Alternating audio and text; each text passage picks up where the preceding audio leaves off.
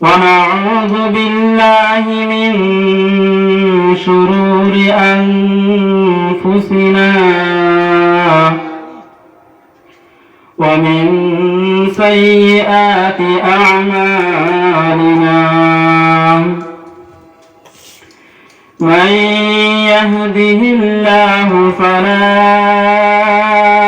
مضل له ومن يضلله فلا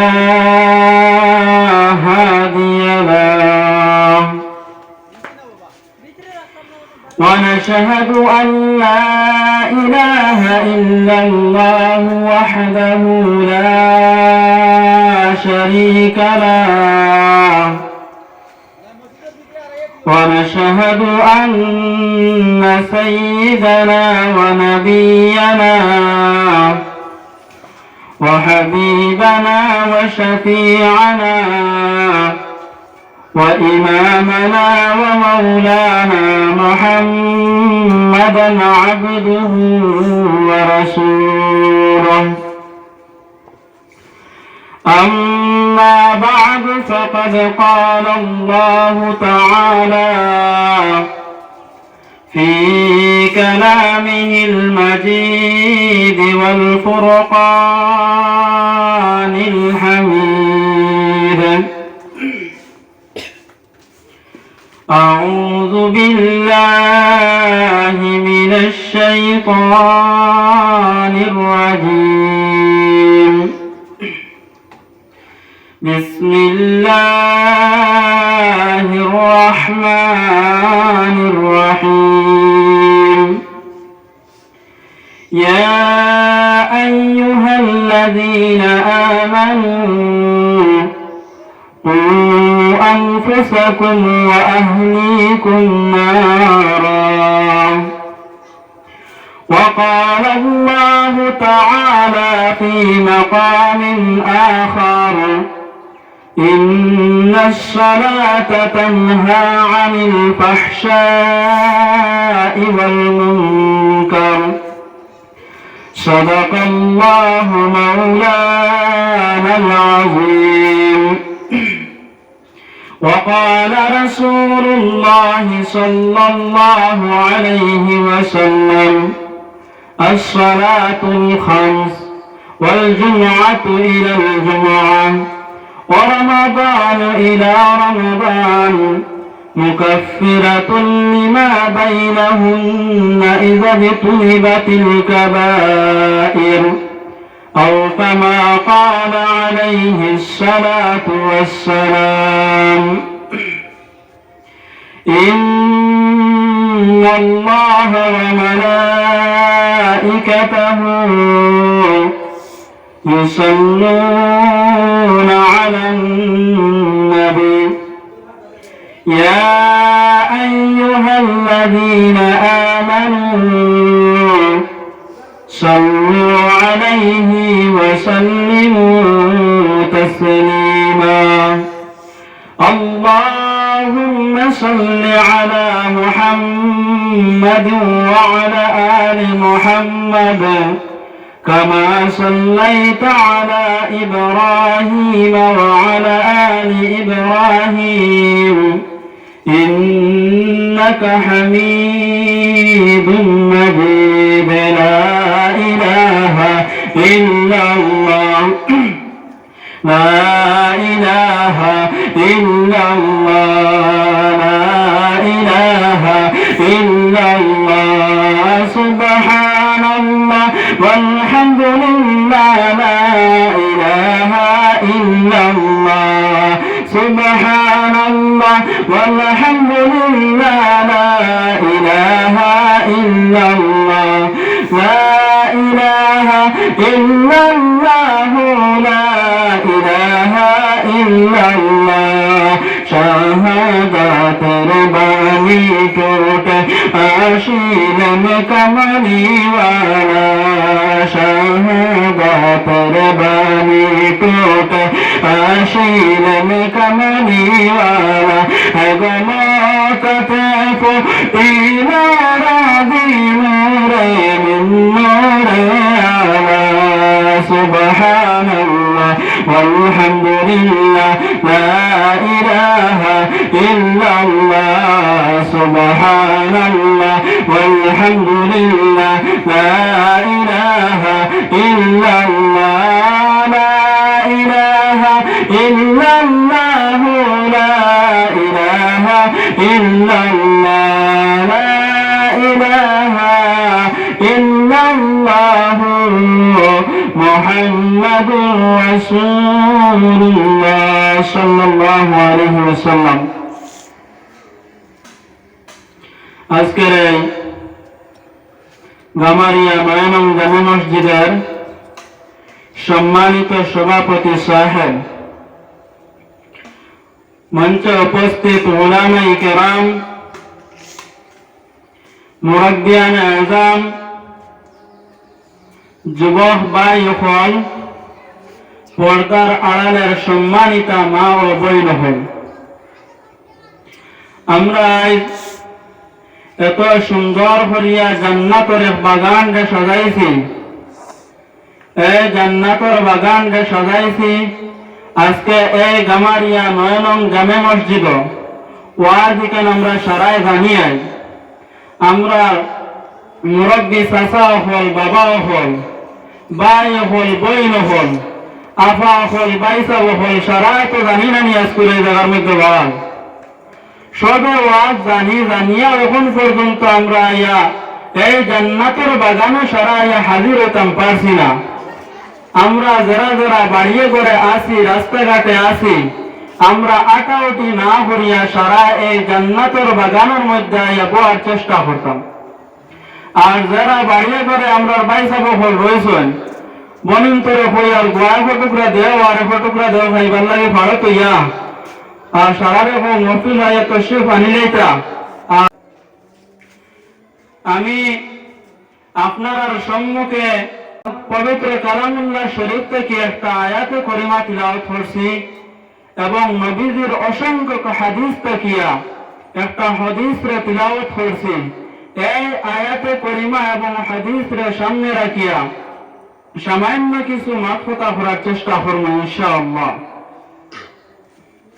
আমি প্রথমে আয়াত পড়িলাম, কু আনফুসাকুম ওয়া আহলিকুম নারা।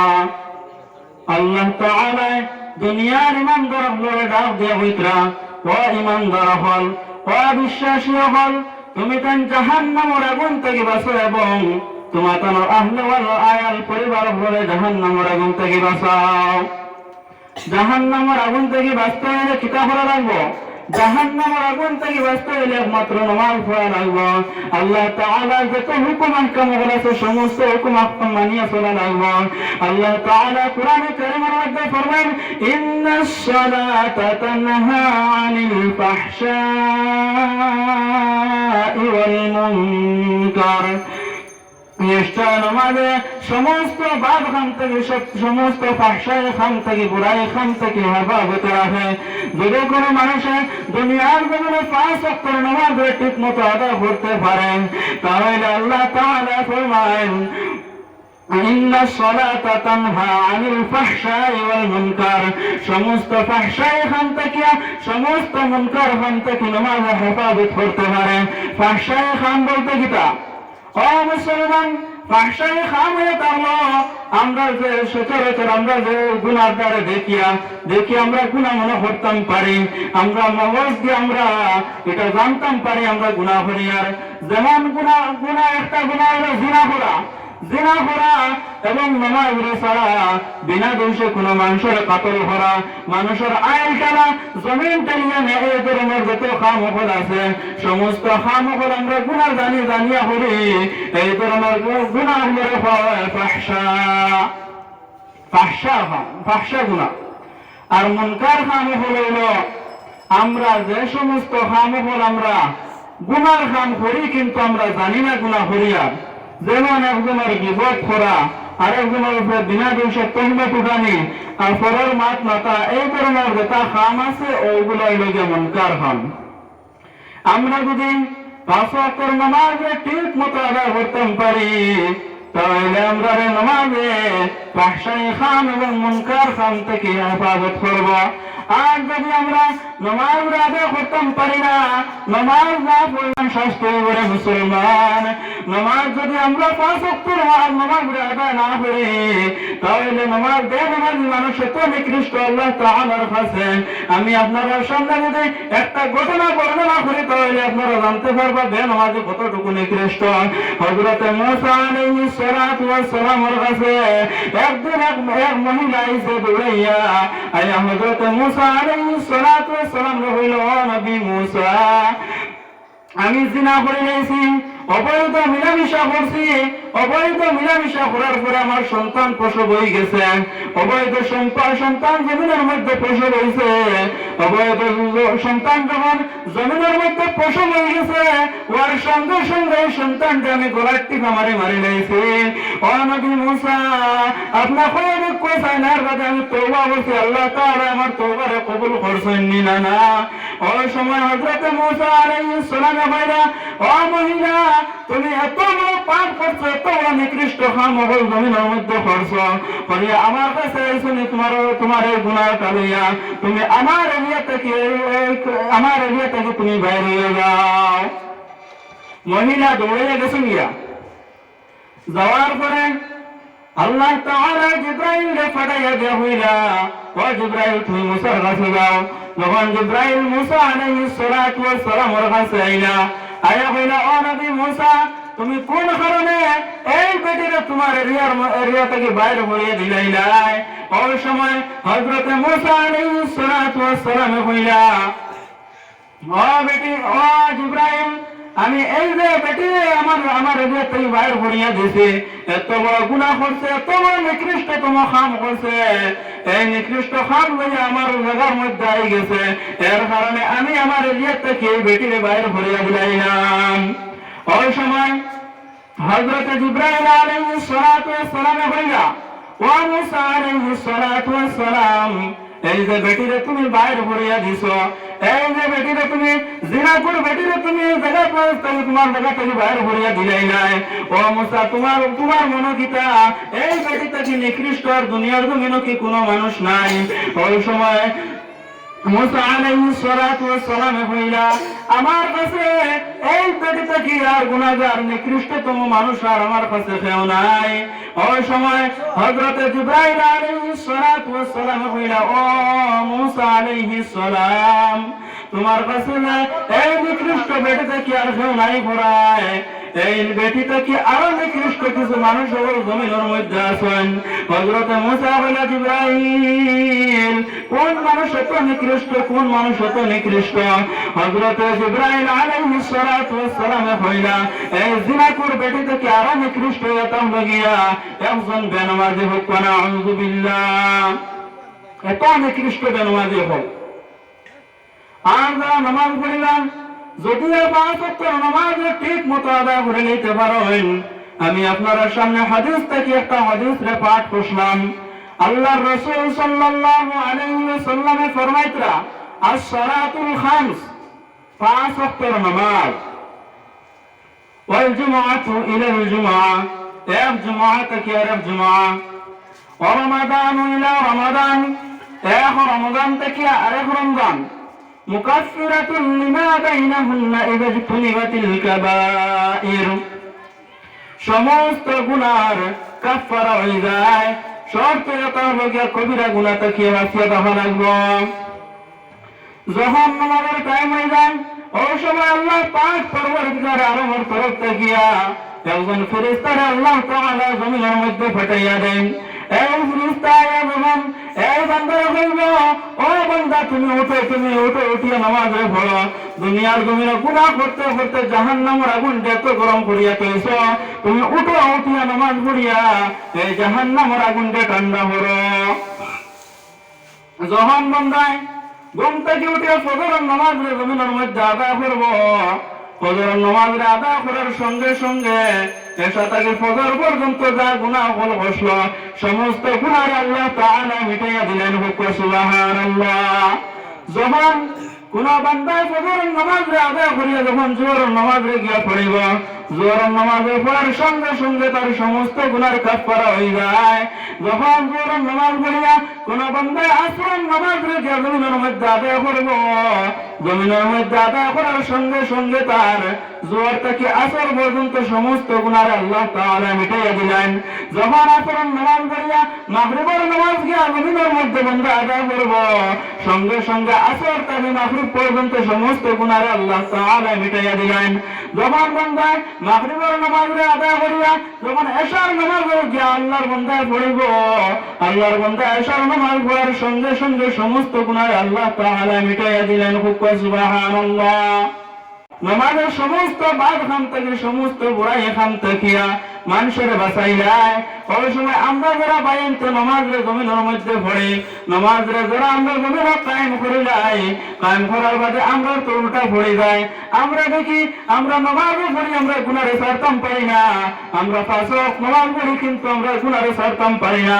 তাহলে আমরা আমলটা আমরা খামটা তো এত লোকে ম্যাচ পার না। ও মুসলমান, তুমি তান জানা রাখিও নামাজ তোমাদের নামাজের মতো হয়েছে না। আমি তোমাদের সামনে এই যে আয়াত পড়িছিলাম, এই আয়াতের শানে নজুলের মধ্যে তাফসীরের কিতাবের মধ্যে লিখিতরা আল্লাহর রাসূল সাল্লাল্লাহু আলাইহি ওয়াসাল্লামের কাছে জবানাত একজন মানুষ নয়া মুসলমান হইছে। আল্লাহর এক বান্দা নয়া মুসলমান হইছেন। নয়া মুসলমান হওয়ার পরে হচ্ছেন ইসলাম ধর্ম গ্রহণ করার পরে সর্বপ্রথম সবচাইতে উত্তম কাম হয়ে তাহলে গিয়ে নামাজ পড়া। যখন এই কামটা হচ্ছেন ওনার সঙ্গে সঙ্গে এই আল্লাহর বান্দায় পাঁচ ওয়াক্ত নামাজের জমিনের মধ্যে আদায় করা শুরু করছেন। কয়েকদিন যখন এই আল্লাহর বান্দায় নামাজের জমিনের মধ্যে আদায় করছেন, আদায় করার পরে একদিন সাহাবায়ে কেরাম আল্লাহ নবীকে নালিশ দিলা, ইয়া রাসূলুল্লাহ, ইয়া হাবিবাল্লাহ, নবী গো, আপনি হইলা নামাজের সমস্ত বাদ খান থেকে, গুনার খান থেকে, বুড়াই খান থেকে হেফাজত রাখে। ওগো নবী, এই মানুষের তো দেখা যায় নামাজে পড়ে বিভিন্ন গুনার খাম করে, গুনার খাম ছাড়তে পারলো না। ও নবী, কোন কারণে গুনার খামের মধ্যে যায়? ওই সময় নবী যে কইলা এই মানুষদের গুনার খামের মধ্যে যায়, ও সাহাবায়ে কেরাম বল এই মানুষে তার নামাজের পুরা নামাজের মতন নামাজ বানাইতে পারছে না। আরো কয়েকদিন যাওয়ার পরে যখন তার নামাজের মতো হইব, হওয়ার পরে তার আর কোনো গুনার খামও যাইতে পারতো না। কয়েকদিন যাওয়ার পরে এই বান্দাটায় সমস্ত গুনার খামতে ছাড়ি দিল। সুবহানাল্লাহ। ও নাযিল হইছে আয়াত, ইন্নাস সালাতা তানহা আনিল ফাহশাই ওয়াল মুনকার। নামাজ পড়িলে সমস্ত গুনাহ ধরিয়া পড়ে। আল্লাহর রাসূল সাল্লাল্লাহু আলাইহি ওয়াসাল্লাম একদিন শীতের দিন সকালে আল্লাহর রাসূল হাঁটিয়া বাড়াইছেন। একবার সকালে হাঁটি যাইতে সময় হঠাৎ করে মোরা একটা গাছের মধ্যে ধরিয়া আল্লাহর রাসূল এমন ভাবে জাফরা মারার সঙ্গে সঙ্গে এই গাছের যত পাতা আসলো, শুকনা মোরা পাতা আসলো, সমস্ত পাতা করে জমিনের মধ্যে জড়িয়া পড়ে গেছে। যখন এই গাছের মোরা পাতা জমিনের মধ্যে জড়িয়া পড়ে গেল, আল্লাহর রাসূল সাল্লাল্লাহু আলাইহি ওয়াসাল্লামে আবু যর রাদিয়াল্লাহু তাআলা আনহু ডাক দিলা, হে আবু যর, ও আবু যর, এই দেখেন এই গাছ থেকে পাতা জড়ি পড়ে, গাছ থেকে পাতা জড়িয়া পড়ছে। এটা হইল গিয়া যখন কোন মানুষের নামাজের জমিনের মধ্যে পড়িব, নামাজের পড়ার সঙ্গে সঙ্গে তার সমস্ত গুনাহ এইভাবে ধরে ধরে পড়ে যায়। সুবহানাল্লাহ। শর্ত হইল নামাজে আমরা নামাজের মতন নামাজ বানানি রাখবো। এখন নামাজের মতন কিনা বানাইতাম, মসজিদে আমরা নামাজ আইলাম, আবার বাদে আমরা গড়ির দিকে তাকানির থাকি, সময় যায় না কিতা লাগে, কত মিলে টাইম যাইতো, কত মিল থাকি মসজিদ থেকে আমরা বাড়াইতাম, আমরা ও চিন্তা থাকি। যখন আমরা জুমার নামাজের মধ্যে আইলাম, ইমাম সাহেব যখন সালাম ফিরাইলা, আসসালামু আলাইকুম ওয়া রাহমাতুল্লাহ, আসসালামু আলাইকুম ওয়া রাহমাতুল্লাহ, ওয়া যখন ইমাম সাহেব সালাম ফিরাইলা, সালাম ফিরানোর সঙ্গে সঙ্গে আমরা সচরাচর মসজিদে দেখা যায়, বোঝা যায় যেন বিশ্বযুদ্ধ আরম্ভ হয়ে গেছে। এইভাবে নামাজ পড়লে আমরা বলতে নয়, আমরা নামাজ কিরকম বানানি রাখবো, ইমাম বুখারী রাহমাতুল্লাহি তাআলা আলাইহি একদিন নামাজের মধ্যে খাড়া হইছেন। নামাজের মধ্যে খাড়া হওয়ার পরে ইমাম বুখারী রাহমাতুল্লাহি তাআলা আলাইহির পিঠের মধ্যে আয়া বেঙ্গুল ফুকা 10টা হামলা মারি দিছে। 10টা হামলা মারার মধ্যে ইমাম বুখারী নামাজে ছাড়িছেন না। নামাজে না ছাড়ার পরে নামাজে যখন মুকম্মল হয়েছেন সালাম ফিরাই দিছেন। সালাম ফিরানোর বাদে ইমাম বুখারী রাহমাতুল্লাহি তাআলা আলাইহি তার ছাত্ররে ডাক দিলা। ডাক দিয়া কইলা, ও আমার ছাত্র বল, দেখো সাইন আমার পিঠের মধ্যে কি হয়েছে, আমার পিঠের মধ্যে কি হয়েছে। ছাত্র বলে কাপড়টা সরাইয়া দেখলা ইমাম বুখারী রাহমাতুল্লাহি তাআলা আলাইহির পিঠের মধ্যে 10টা বেঙ্গুল ফুকায় হাওয়া মারি দিছে। ওই সময় বললাম, হুজুর আপনার পেটের মধ্যে তো 10টা বেঙ্গুল ফুকায় হাওয়া মারছে, আপনি কোন কারণে নামাজের জমিনের মধ্যে ছাড়িলা না? ওই সময় ইমাম বুখারী রাহমাতুল্লাহি তাআলা আলাইহি ফরমায়, ও আমার মায়ের ছাত্র হল, আমি নামাজের মধ্যে এমন তিলাওয়াত রাখলাম, আল্লাহর নূরের দড়ি লাগাই আমি তিলাওয়াত শুরু করছি। এই তিলাওয়াত করতে সময় আমি এত মজা পাইছি তিলাওয়াত। 10টা হামর বেঙ্গুল ফুকায় মারছেন, আমি 10টা হামর আমি কোনটা বুঝ পাইছি না। হুকুয়া সুবহানাল্লাহ। এমন নামাজ যদি আমরা বানাইতাম পারি, তাহলে নামাজে আমরা সমস্ত গুনার খাম থাকে, সমস্ত ফাহশাই খাম থাকে, সমস্ত বিপদ আপদ থাকে, যত ধরনের বিপদ আপদ বড় মুসিবত আছে সমস্ত থেকে আমরা নামাজে হেফাজত করব। ও মুসলমান, আপনার সামনে আরেকটা ঘটনা আমি তুলিয়া ধরি। নামাজে মানুষের সমস্ত বিপদ আপদ থেকে বাঁচাইয়া রাখে। আমি আপনার সামনে আরেকটা যদি ঘটনা বর্ণনা করে আপনারা বুঝতে পারবা। কুফার মাঝে আল্লাহর এক বান্দা, বড় বালা মানুষ আসলা, অনেক বালা মানুষ আসলা, তাই কুলির কাম করতা। হঠাৎ একদিন অনেক বালা মানুষ আসলা, তাই সমস্ত মানুষের বালা গাইতা, শহরের কোনো ক্ষতি করতা না, শহরের মান লুটফাট করে গাইতা না। একদিন এক বাজার থেকে অন্য বাজারও কিছু মাল সামান লইয়া যাইতরা।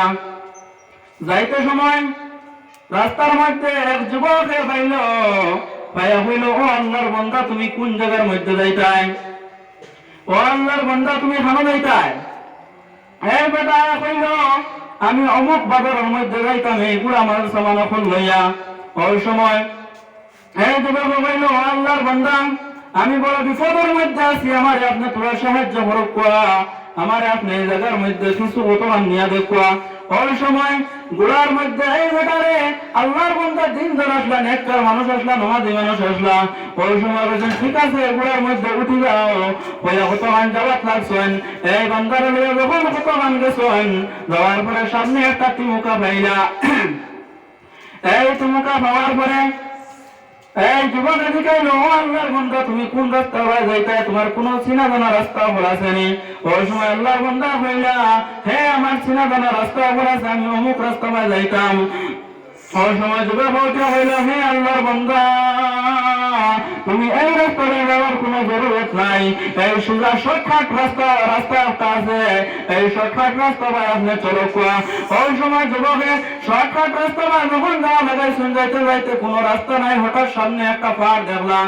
একটা পাহাড়টা যখন দেখতে পাইলা, এই পাহাড় আর কোন রাস্তা নাই।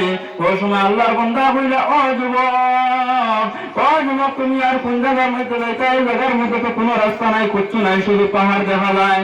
ওই সময় এই যুবক ভাই মানে ঘুরাতে গেলাম, সালামিয়া কইছে তোমার হত্যা হইলে, হত্যা করার চেষ্টা করলো। ওই সময় টান যে তলোয়ার বার করলো, করার বাদে আল্লাহর বান্দা কইল, যুবক আমার হত্যা করবে, ঠিক আছে কোনো অসুবিধা নাই, কিন্তু একটা শর্ত তোমার মানিলাও, আমারে 2 রাকাত নামাজ পড়ার সুযোগ দাও। ওই সময় এই যুবক বলিল, ঠিক আছে তোমার নামাজের জমিনের মধ্যে আদায় করিলাও, কিন্তু এই দেখায় নিয়ে জায়গার মধ্যে হাড্ডি গুড্ডি ফালাইল আছে, তুমি নামাজ পড়বে ঠিক আছে, কিন্তু আমার তলোয়ারটা কি তুমি বাঁচিতে পারতাই নাই। ওই সময় বান্দা নামাজ ওই সময় খাড়া হয়েছে, এই বান্দার কোন আয়াত আর না, হঠাৎ করে একটা আয়াত মনের মধ্যে আইল।